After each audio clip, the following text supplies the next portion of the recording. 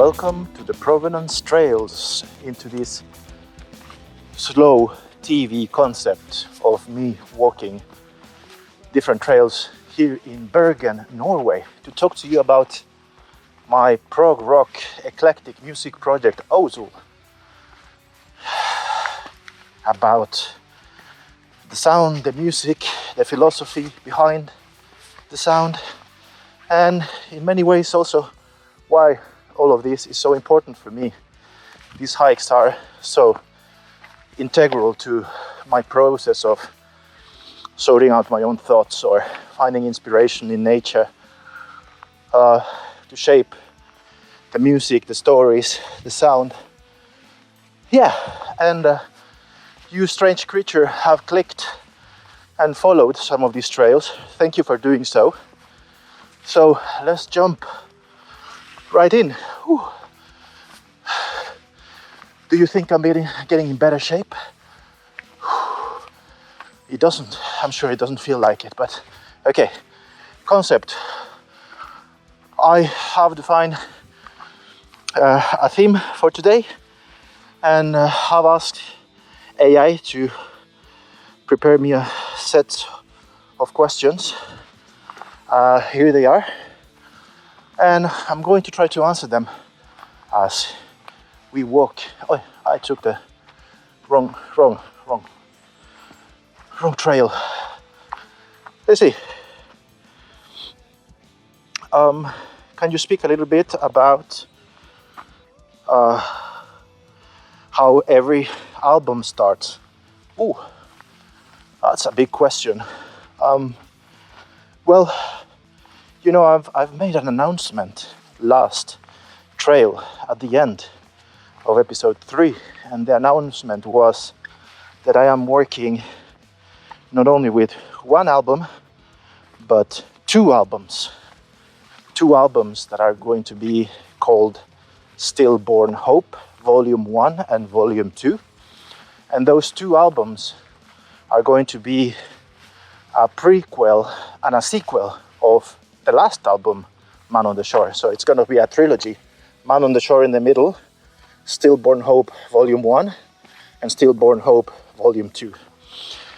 So as we speak, I am actually in that phase of crafting a new album. So how does an album start? I mean, it varies. It's not like I've made many records. I have released 2 records. This time around was interesting because I had started. Usually what I have is that I just start making riffs or making some kind of start of songs, which I have in this folder of demos. And I think it was about a year ago, I had perhaps 18, 19 demos, and I listened to them all, and then I chose, okay, these are the ones that seem more promising, and then I had perhaps nine songs. But then I felt rather stuck every time I opened the folder and tried to work a little bit more with those songs. I felt kind of stuck, and that was a bit demotivating. I know by experience, as I told you before, that with my career in filmmaking, I know that you often go through that period in which you're kind of either empty for ideas, or the ideas that come are not that good, or you don't find them good enough. So I'm quite familiar with that. So it's not like I panicked when I didn't found. Oh, look at this! Isn't this beautiful? Oh. I don't know exactly why, but this area here in Norway is called the Canada forest. Don't ask me why. It's not like we are near Canada at all. But yeah, that's the name. You're hiking with me in the Canada forest. Canadaskogen. Yes, where was I? Um, yeah, so I was stuck several months with those demos, but I knew that okay, these are good enough. This is going to be a record somehow. I just have to work hard. But I was stuck several months, and you know, I had dreamt many years. I had dreamt of getting myself an acoustic guitar. I have 2 electric guitars, and I have an acoustic guitar. But that acoustic has nylon strings. And many years I had dreamt of getting myself a steel stringed acoustic guitar. And you know, there was one day in which I became possessed by the devil while browsing at a music store. I bought myself a new steel string guitar, and it was interesting. Of course, you buy yourself a new instrument and you want to play it, and you want to get acquainted with the instrument. But what happened to me was that I sat often with that guitar, and I started just fumbling around with it, and ideas came. I started to record simple phrases, simple riffs. Some of them got stringed together, and after perhaps 4 months of feeling that I wasn't going anywhere, all these new ideas started coming relatively quickly, which meant that I had 12 ideas for a song, all of them based and inspired by this new instrument.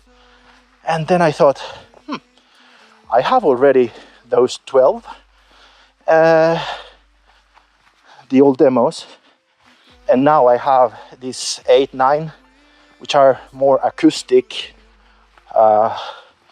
Let's make a double record. And that long story to tell you that at least for one of the records for Ozul, the new ones, at least one of them started or was inspired really by buying a new instrument. You know, of course, I know very well the whole fear about the blank page fear that is a real fear for many people working in creative businesses. You know, you have to start something, you have a blank page. It can be quite intimidating. This time around, the buying of a new instrument kind of propelled me to write new music, and it came so organically and so fast that I thought, okay, trust a little bit of that process. Trust a little bit about the fact that you think these ideas, even though they came so quickly, there's something in them. There's something to them, and just follow them. So, next question. Wasn't that too long?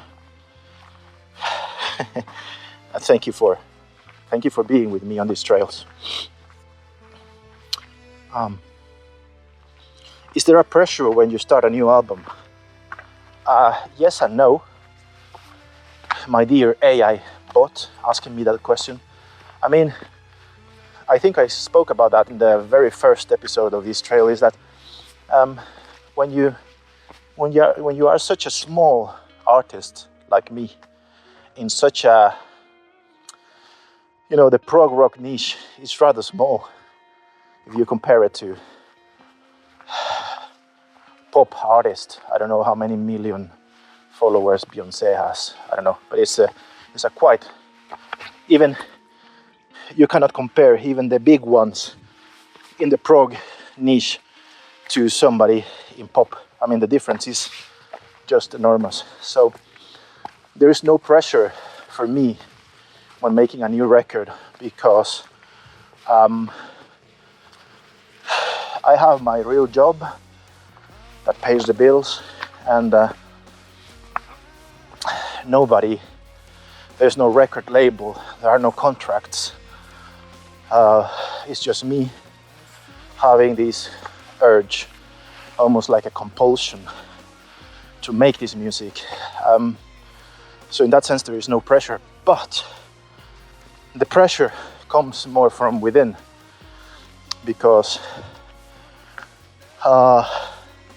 in a sense you want to be able to create something that first you think it's good enough to release outside.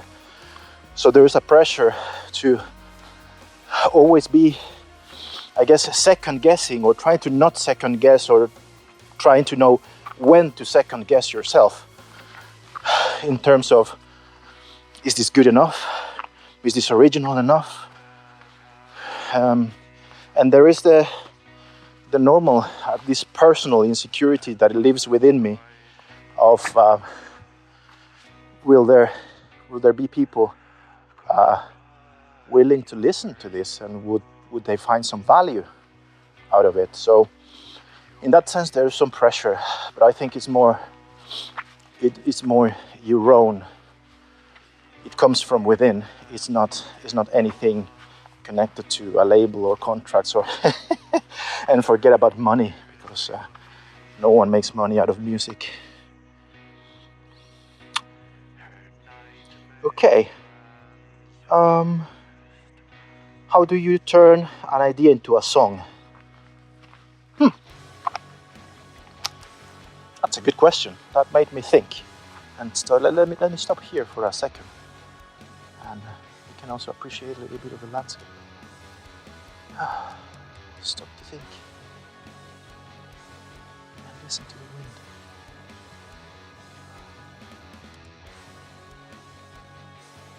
You know, it's difficult for you to see, but in that direction, behind some of those mountains, there are many islands outside Bergen, which are fantastically beautiful. And outside there is just the North Atlantic Ocean, or sea. I think it's the sea. I think it's the sea. Cannot see it, but I might take you to a hike out on the islands another time. It's beautiful. Okay. Mindfulness moments. The question was turning ideas into a song. Well, I can tell you that in many ways, a lot of how I work with songs is connected actually with my work as a screenwriter and director for film. Because you know, when you work with storytelling, I don't separate working storytelling for film from working in storytelling when you're making a song. A song, it has to have a start, a middle, and an end, you know. Of course, you have the typical structure of having a verse and a chorus, and you can work like that. I sometimes do that, but I think that the way I approach a song is more like, if I have a riff or an idea or a little strum or something, I kind of try to place it very quickly in, okay, do I think that this is something that is going to be a part of the climax of the song, or is it more like a start?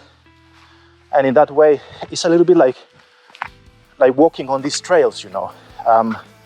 You have to have the start of the trail where you find a path.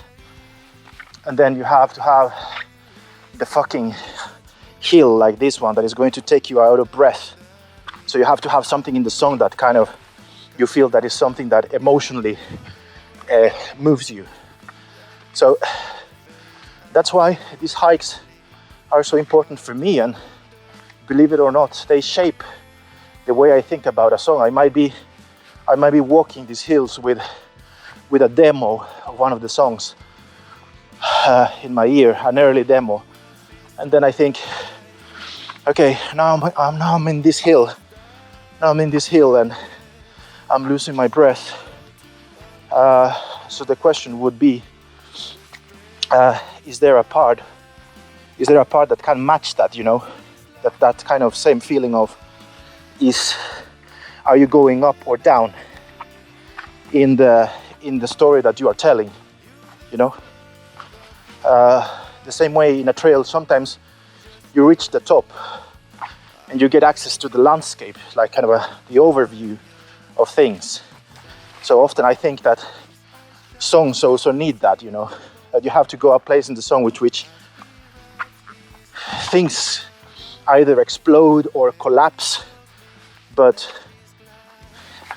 I guess that the whole point is that always you have to kind of have that sensation in songwriting that is a little bit like writing a script for a documentary or for a fiction film, in which you have scenes, you have moments of climax, you have moments in which your hero has to be defeated, then he has to fight back. And I think in those terms also about songwriting.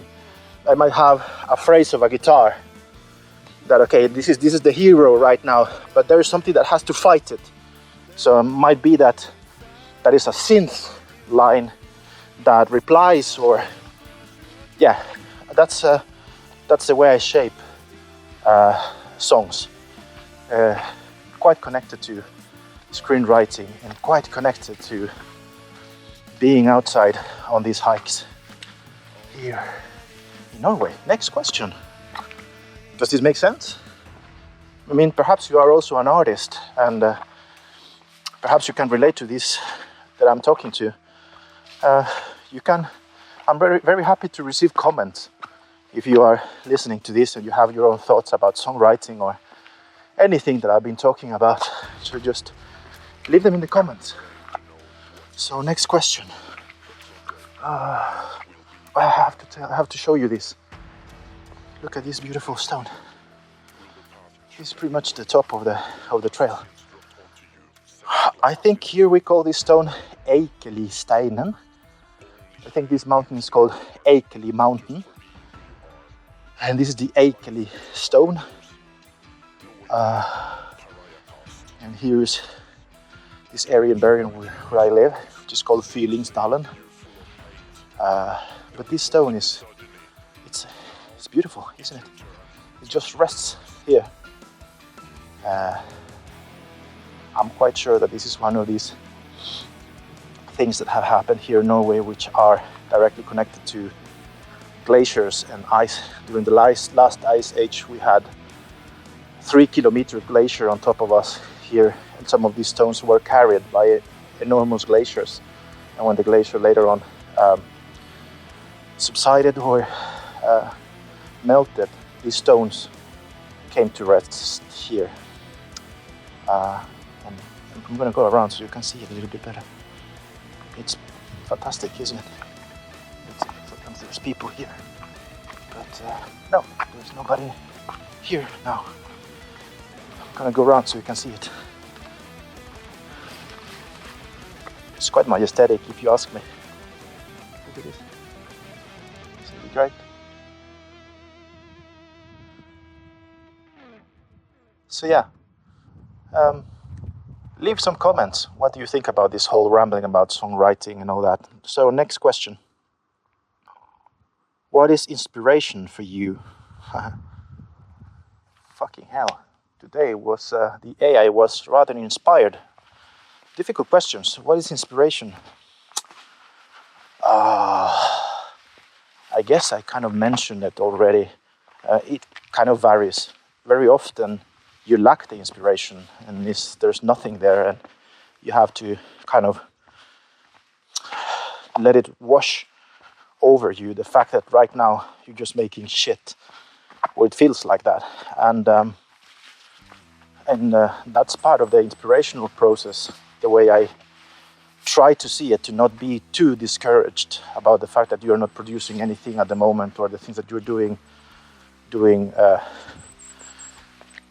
do not click with you, because that's part of the process.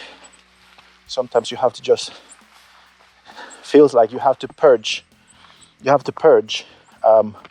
things that do not work, and in that process something that shines pop up. And I guess that is what most people like to refer to as inspiration, you know, like there's some divine moment in which you think that you have something worth pursuing. And that happens. That happens sometimes. But I guess that, again, that my work as a screenwriter and as a director informs a lot of this stuff, because when you're making a film, for example, when you're making a documentary, it can be years of work.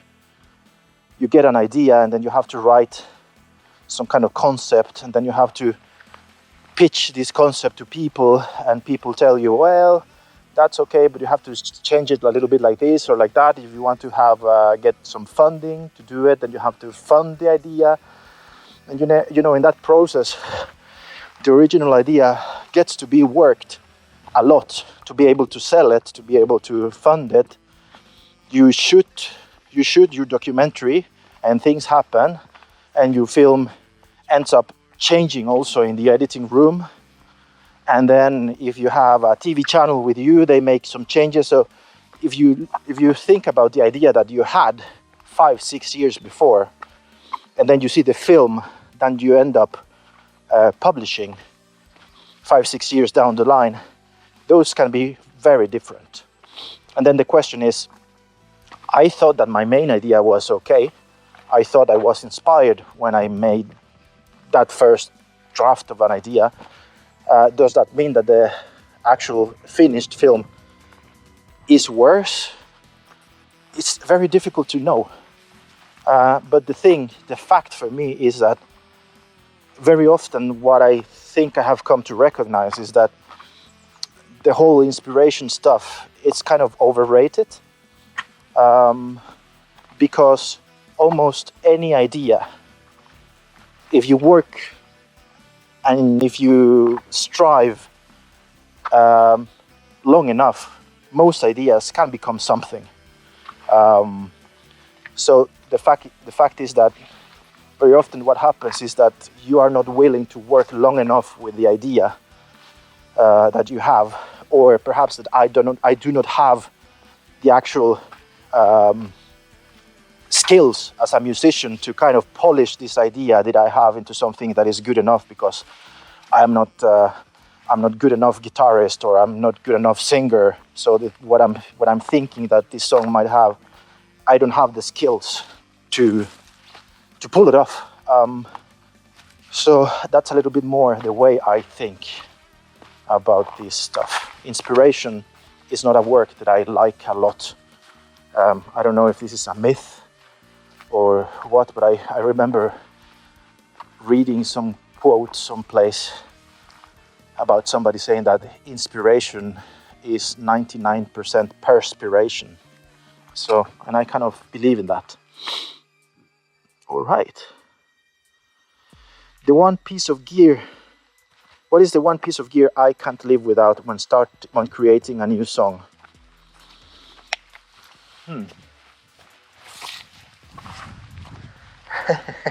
This is going to sound stupid, but it's true. I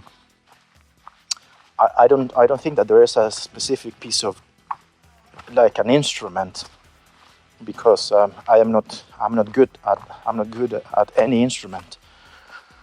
I kind of play enough of different things that I can put these songs together, and for me that's enough.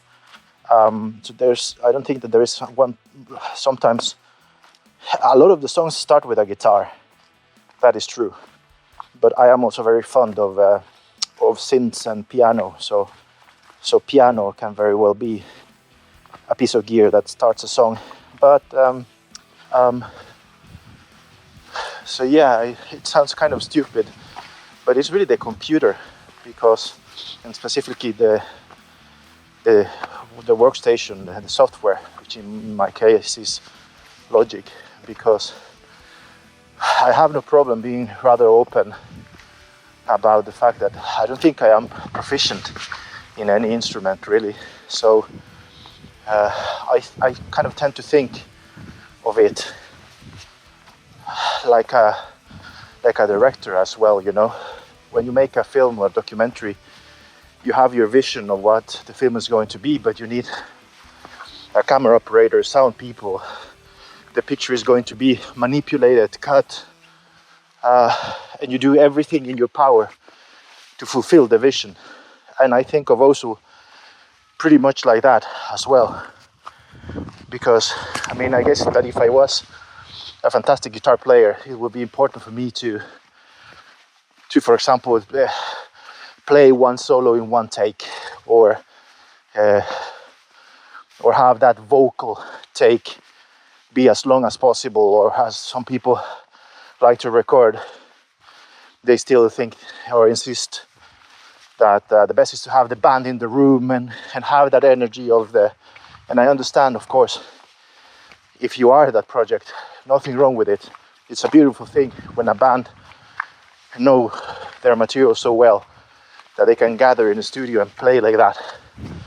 But that's not me, and I am more, I think, more of in terms of a director that has a vision, and then I do anything that I can within my knowledge and skills to kind of fulfill that vision. So there you go. That was the end of this hike. Thank you for being here. Subscribe and like if you want. If not, that's okay as well. I just appreciate that you take the time to listen to these ramblings, and keep coming back, because next episode might be a little announcement for you patient people. See ya.